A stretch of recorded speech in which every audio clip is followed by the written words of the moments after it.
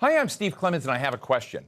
With the termination of tens of billions of dollars of U.S. aid and humanitarian assistance to Africa and elsewhere around the world, is this going to create waves of tragedy? Let's get to the bottom line.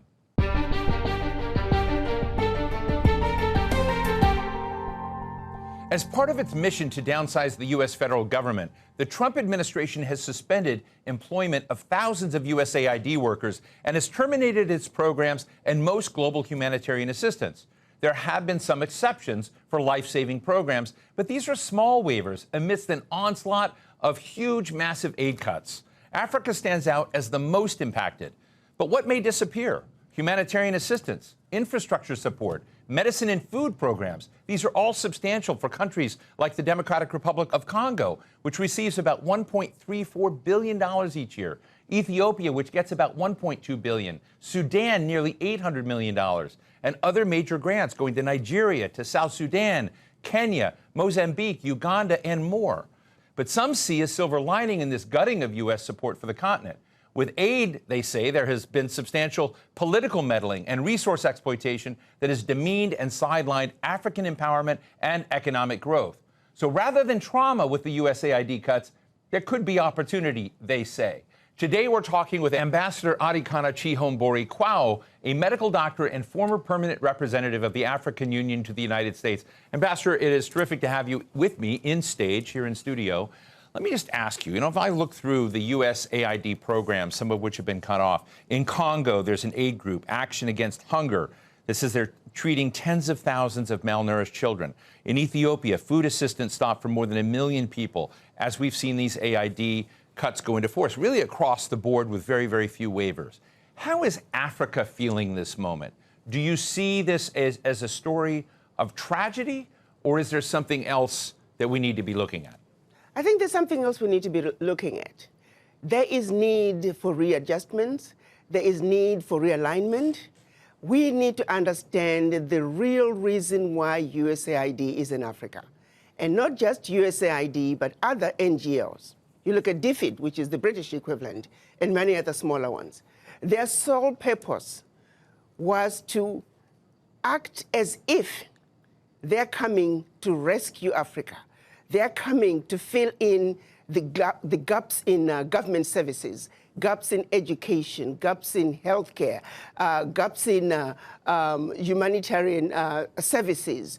They're coming in the guise of addressing issues to do with human rights, issues to do with environmental protection and social justice.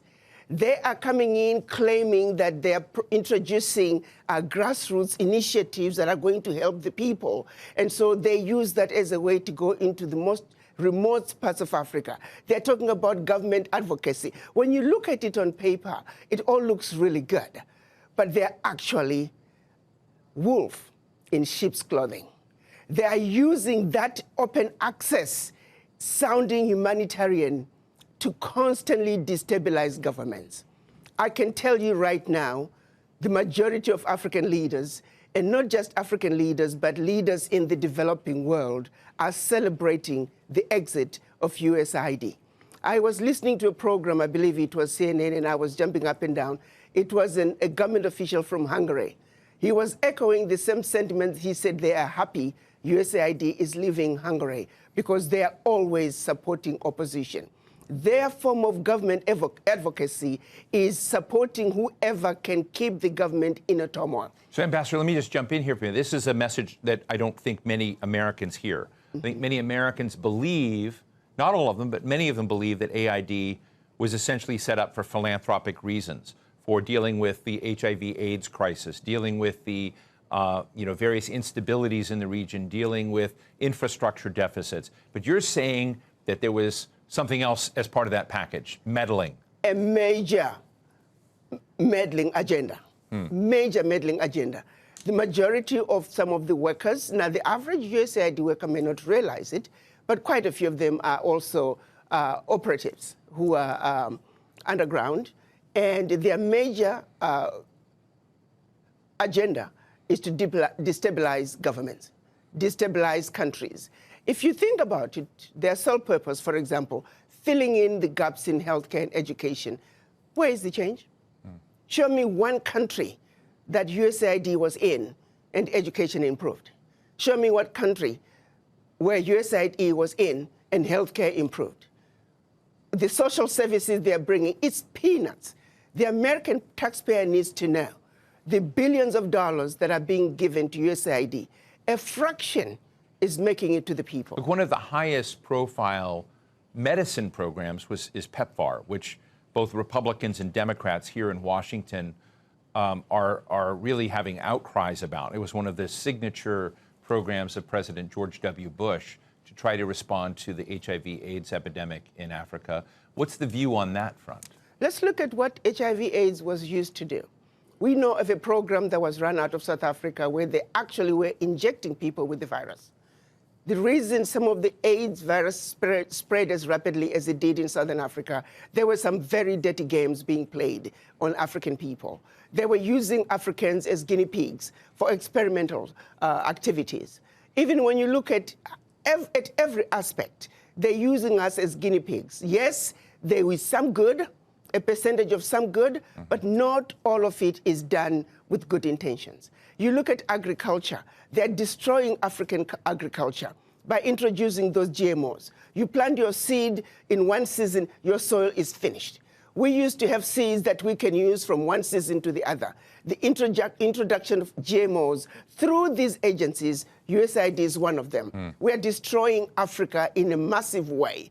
A little good is coming out, but by and large, the end result, they mean no good. They can turn around and give us an inventory and say, as long as you have been in Africa and also other parts of the world, show us your success rate. You claim you are helping governments with education and healthcare. Show us your success rate. But I also turn around and say, African governments, why do you need this little aid to assist you in providing proper healthcare, proper education? The average African government can afford to provide those services for their people. I happen to have many friends that work for USAID, both in the field but also in Washington. And I have to tell you, I know that they believe that they're doing good, that they're trying to move the needle for those that are in desperate situation and desperate conditions. I think it's very interesting to raise the question of what the other political purposes are. But as you sort of look at the scene now, the French are very big in aid programs. As you mentioned, the British. There are also Chinese aid programs. Are all of these programs essentially power plays? And all of them need to be suspended? How do you see some of the other international programs in Africa now? Well, these are all underground covert operations. Why does Africa need them? Why do we need them?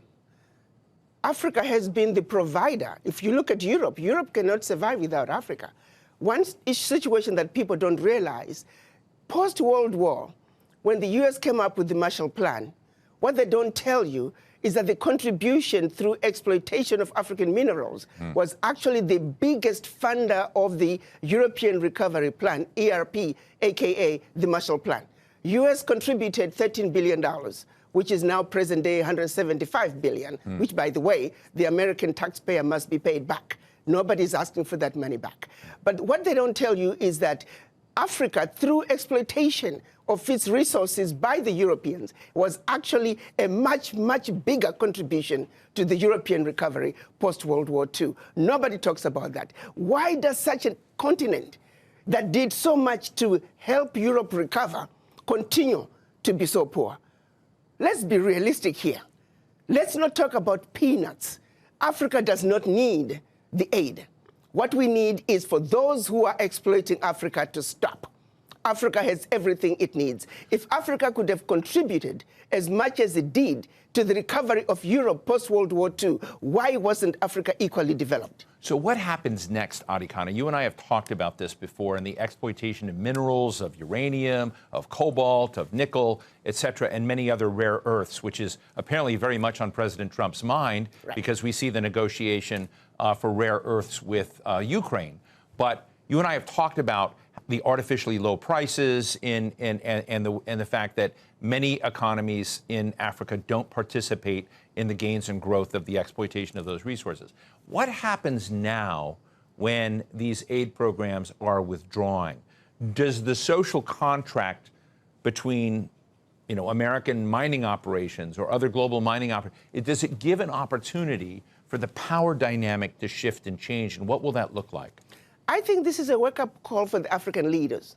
To the same extent that President Trump is saying USA first, African leaders must also say Africa first.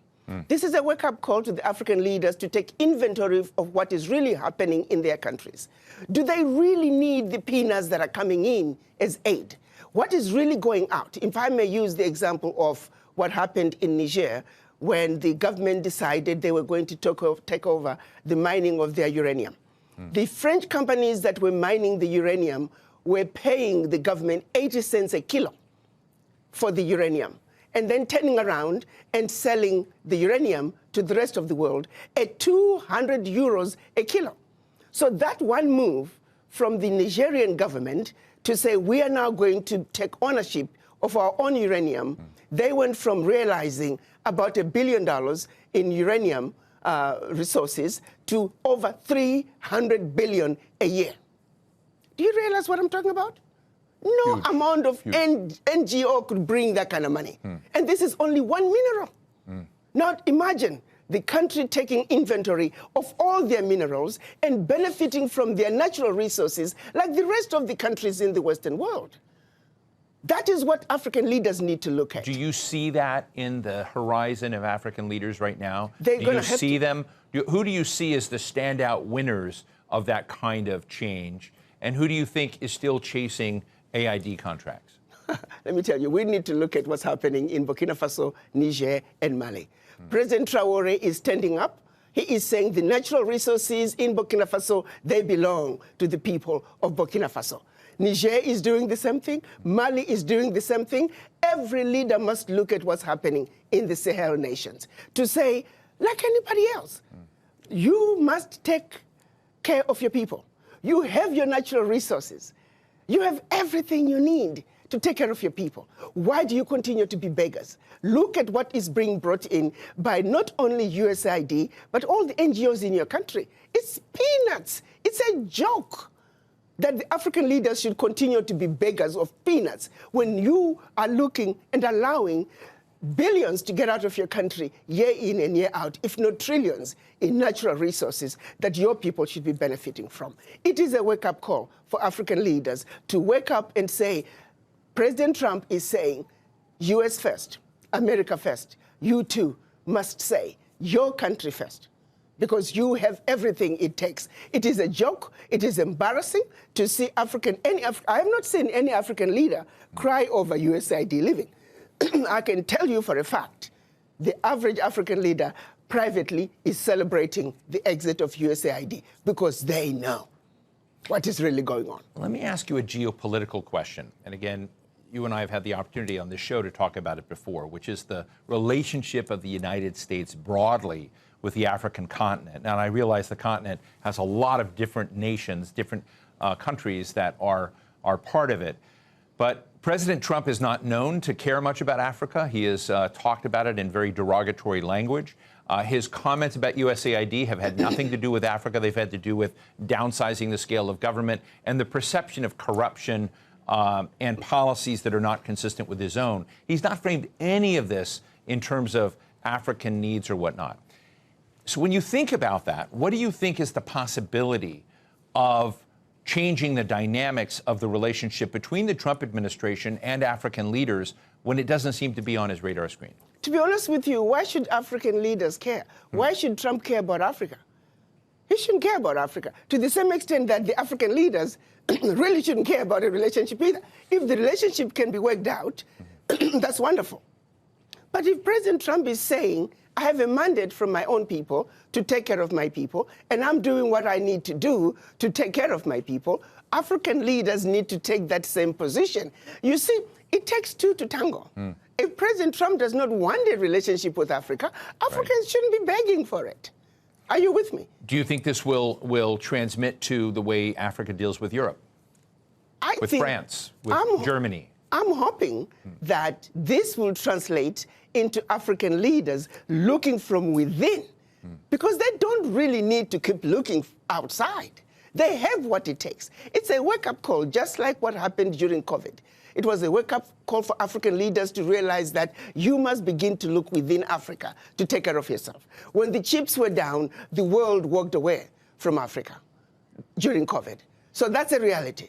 No supplies were coming to Africa. Africans were not manufacturing anything, and African leaders were forced to look from within. This, I'm hoping, is another wake-up call where African leaders also begin to realize we must look from within. But let me underscore this.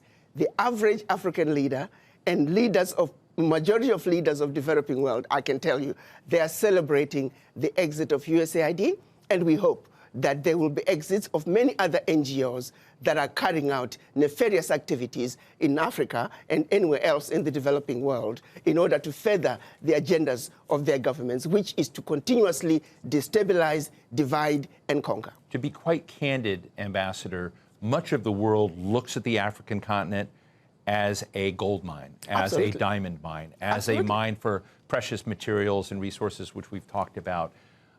One of those other major powers, rising powers in the world, is China. Yes. China has huge stakes, and there's always been the narrative that America is not doing aid very well in Africa, that China is beating us. Bono would come out and say, hey, in all of the refugee camps and whatnot set up in Africa, even the tents say made in China, even though the United States may be providing the support. Yes. That there's a lot of both criticism and acclaim for the fact that China has been involved in recent decades in helping Africa develop its infrastructure and whatnot, to position itself better in Africa than the United States and maybe Europe have with regards to resource agreements in Africa. So is China the next villain in the story? Well, again, my position is Africans must take a position and protect their turf. China wants to come and exploit Africa, they'll get away with it to the extent that Africans allow them. The United States wants to come and exploit Africa, they'll get away with it to the extent that the Africans will allow them. The question is, does Africa have an African position when they come to the negotiating table with the world? The answer right now is no. Africa must unite. Africa must speak with one voice, and Africa must go to the world stage with one voice, one agenda, one plan that the world will have to respond. But as long as Africa is going to the world as bitty little countries, as Togo, as Eswatini, as Guinea-Bissau, Africa is fighting a losing game. Africa must unite, and Africa must speak with one voice. That is the only way a strong, united Africa can take a rightful place on the world stage and be respected and stop the exploitation. Why is it so hard? I think it's a long history. If you go back to colonization, if you go back to the Christianity and how it was introduced, how we were trained to be subservient. In Africa, the rules of the game were the same. I think that what was done to brainwash black people around the world, long before they even left Africa, we are still suffering from that legacy of colonization, the legacy of slavery, where the people in power, they themselves don't believe they can do it. We still have leaders who believe you can't make it unless you're working with white people. We have individuals who think only something brought in by white people is what's likely to succeed. With that kind of mentality, it is a very difficult battle. Our battle to succeed, to unite as the African continent, it is a battle of the mind. And each and every African must realize that we are defeated where it matters the most, which is the mind, brainwashed to the core. Brainwashed to not believe in ourselves and what we can do as individuals. Wherein lies the problem. I won't call them nationalists, but our continentalists are those that are trying to, as you say, take stock of their situation and raise up Africa and their nations by their own bootstraps to be less dependent on external countries and investment and aid. Is that flavor beginning to take hold? Is that sort of leadership being, is it more and more evident, or do you think you have a big lift ahead? I think what's happening in the United States through President Trump is going to make them realize that this is what you need to do. You're going to have to pull yourself up by the bootstraps. President Trump is saying, I have a mandate, America first. So you Africans, are you going to sit back and just wait and see the next move that President Trump is going to make? Or you're going to also say, I have a mandate from my people, and I'm going to do what I need to do? Take inventory of what you have in your country. Use it and use it wisely. No more begging. You don't need to have anybody filling the gaps in your educational system. You don't need anybody filling the gaps in your healthcare system. You don't need anybody creating initiatives in the most remote parts of your country because they claim that you, the government, cannot have access to that. How can somebody come from all the way from the United States, all the way from Britain, and access the most remote part of your country that you in your country cannot access? It is the most stupid thing. When you listen to the justifications and the explanations as to why they are there, it's a joke, and this needs to stop. Just finally, Ambassador, when you look at U.S. behavior retracting, we've just got a minute left, but I would love to know from you, what do you think about the UN? What do you think about the International Court of Justice? Because probably the contraction that we're talking about is going to happen in a lot of institutions. Do you worry that Africa will be worse off without those institutions? No, those institutions were created after the Second World War. United Nations, it took 4 weeks to create the United Nations. Why? In order to help the recovery of Europe. The World Bank, the IMF, it took 3 weeks to create them after the Second World War in order to aid in the recovery of Europe from its own self-implosion and destruction. So no. These institutions were not created to benefit the developing world. To the contrary, they were built to steal from the developing world. Their success is based on the failures of the developing nations where they have been stealing from. So no. We must celebrate what President Trump is doing by exiting the United Nations, by exiting the World Health Organization. We need the U.S. to exit the World Trade Organization because they are doing nothing on the African end. They are giving a blind eye to blatant exploitations, unequal, uneven trade policies that are hurting Africa. You take, for example, cocoa. Majority of the cocoa coming out of the world comes from West Africa, and yet it's only recently that African nations were allowed to add value to their cocoa. The World Trade Organizations, we may have a sister in charge. Well, Ambassador Arikana Chihombori-Quao, grateful. Whenever I talk to you, it is a new reset for us to hear your very fresh takes on the world. Ambassador Chihombori-Quao, thank you so much for joining us today. Thank you, Steve, as usual, for having me. It's been wonderful. I always enjoy talking to you. Thank you. I appreciate your good work. Keep up the great work. Thank you. So what's the bottom line? Recently, the former head of the UK's MI6, Sir Alex Younger, gave a very sober assessment of U.S. power in the world and said that we have entered, quote, a new era where international relations aren't determined by rules and by multilateral institutions, but by strongmen and deals. The implications of that, if he's right, are staggering, as it means that institutions like the United Nations, the International Court of Justice, and even alliances like NATO may fade in importance and one day just cease to matter. It means that the transactionalism of programs like the USAID assistance programs designed to both support those in need, but let's be serious, they also deliver power and influence of the United States, may be shut off, at least for a while. I don't know if I fully agree with the argument some are making that this is a golden opportunity for the African continent to shake off the global neo-colonialists of European and American powers that have exploited its resources and meddled in its politics. But this may be right. Africa does need a new chance and a restart, and whether forced by circumstances of this aid being cut off or by Africa's own desire, this is a time to rebalance the power dynamics between African nations and the rest of the world. And that's the bottom line.